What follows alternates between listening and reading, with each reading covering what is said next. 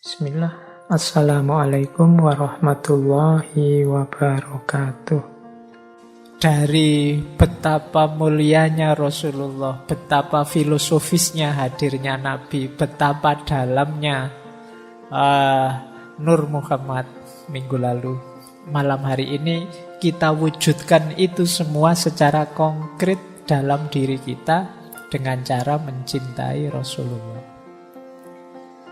Bismillah ya, kita mulai. Yang pertama, kita lacak dasar-dasarnya dulu. Ini mirip di pertemuan pertama kita ya. Kemarin kita sebut bahwa hadirnya Rasulullah adalah bagian dari cintanya Allah kepada manusia. Jadi ini dasar yang pertama. Jadi hadirnya Rasul, hadirnya Nabi itu bagian dari cintanya Allah kepada kita. Ini saya ambil dari salah satu sumber. Bentuk-bentuk cintanya Allah pada kita, khususnya manusia akhir zaman ini, antara lain itu. Selain Nabi dan Rasul yang saya warnai berbeda itu, yang pertama jelas tentu saja kita dianugerahi oleh Allah keberadaan dan kehidupan. Kita ada eksis sekarang saat ini sebagai manusia dengan kemampuan berpikir yang tinggi melebihi makhluk Allah lainnya. Itu menunjukkan cintanya Allah pada kita. Jadi kalau ada yang tanya, apa sih Pak buktinya cintanya Allah pada kita? Itu ya sederhananya, lah kamu ada itu. Anugerah paling besar dari Allah. Itu pun ada yang kedua.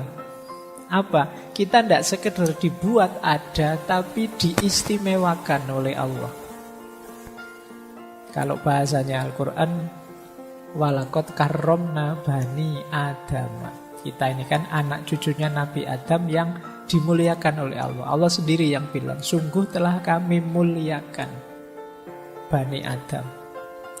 Banyak fasilitas-fasilitas kemuliaan yang diberikan oleh Allah pada kita. Kita itu makhluk yang diberi kebebasan untuk milih. Kita itu makhluk yang diberi segala macam potensi dalam diri kita. Kita itu makhluk yang mikrokosmos. Unsur-unsur semesta ada dalam diri kita. Kita juga makhluk yang punya dimensi ilahiyah. Nah, ini istimewa kita. Tidak ada makhluk seistimewa manusia. Makanya iblis iri sama kita. Ini yang kedua. Yang ketiga, tidak hanya itu. Allah itu menyediakan segala macam fasilitas untuk kita bisa hidup di muka bumi ini. Dan segalanya pas, sesuai, cocok. Sebelum kita sendiri yang rusak. Suhu, udara, iklim, tekanan udara, jaraknya matahari dari bumi, dan lain sebagainya itu pas.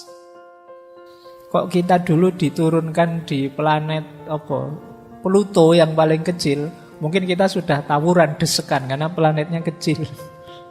Atau di planet yang paling dekat dengan matahari, mungkin kita sudah gosong semua. Pas kita itu ada di bumi, planet yang indah, hijau, untuk kita hidupi.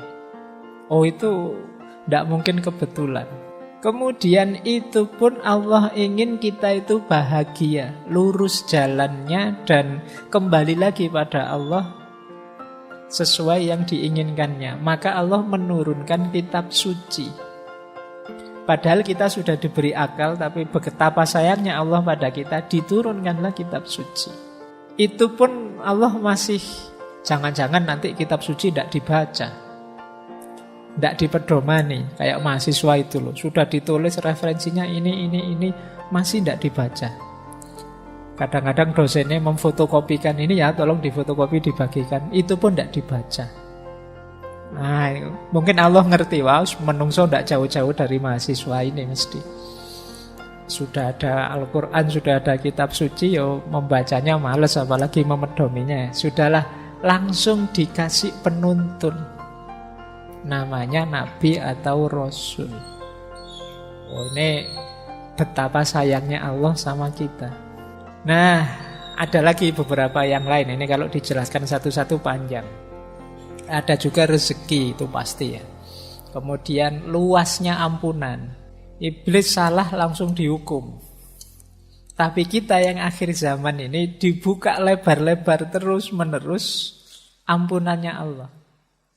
Masih ada kesempatan loh, ayo tobat. Kita ini bolak-balik bilang, ini akhir zaman loh, ini akhir zaman loh. Tapi tidak pernah tergerak hati kita. Loh kalau akhir zaman, mbok cepet-cepet tobat, minta ampun sama Allah. Kita kan rame akhir zaman itu kan cuma pingin rame di medsos saja atau pingin bikin konten apa ini. Inilah ciri-ciri zaman sudah akhir mungkin ngono. Tapi terus apa yang harus kita lakukan kalau memang ini zaman sudah akhir? Jangan lupa selama bel belum berbunyi, ampunannya Allah masih terbuka. Nah, ini istimewa kita. Allah tidak menyegerakan siksanya. Makanya Allah menunda hukuman. Siapa tahu nanti tobat. Siapa tahu nanti insaf. Siapa tahu nanti minta ampun. Maka tidak langsung dihukum. Beberapa umat terdahulu ada yang oleh Allah langsung diingatkan dengan cara dihukum. Tapi di kita tidak. Kita diistimewakan hari ini antara lain dengan Allah menunda hukuman.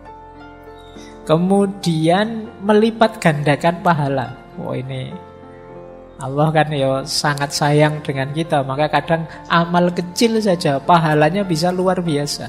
Jadi ini untuk menarik kita agar suka dengan jalan kebenaran, jalan kebaikan. Maka oleh Allah dipromosikan kebenaran dan kebaikan itu dengan pahala yang berlipat ganda. Padahal itu sebenarnya yang butuh itu kita. Untuk melatih jiwa berbagi dengan sesama, Allah menjanjikan barang siapa bersedekah membantu saudaranya, pahalanya 700 kali lipat misalnya. Loh, ini kan untuk menarik kita ke sana. Sebenarnya hidup dengan kesadaran berbagi itu kebutuhan kita. Bayangkan kalau manusia itu egois, tidak ada yang mau saling membantu, tidak ada yang mau meringankan tangannya, saling menolong sesamanya, hidup ini akan berat sekali. Tidak hanya yang kaya pada yang miskin. Kalau orang miskin juga tidak mau bantu yang kaya, tidak ada yang mau disuruh kerja, motong rumput, tidak ada yang mau disuruh jadi juru masak, tidak ada. Ya pontang-panting juga yang kaya.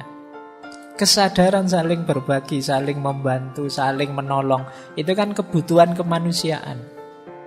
Allah tahu kita sangat memerlukan itu, maka kita diberi tawaran, kita dipromosikan, yuk melakukan itu, ada berlipat-lipat pahala untuk itu. Itu sebenarnya untuk kita tertarik ke sana.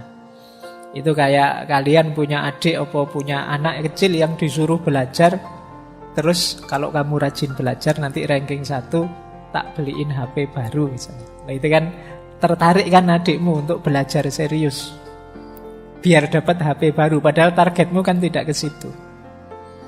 Tidak apa-apalah kamu mikir HP baru, yang penting kamu belajar beneran dan nanti pinter.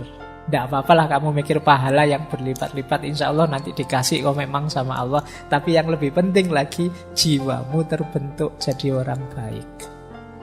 Itu bukti sayangnya Allah.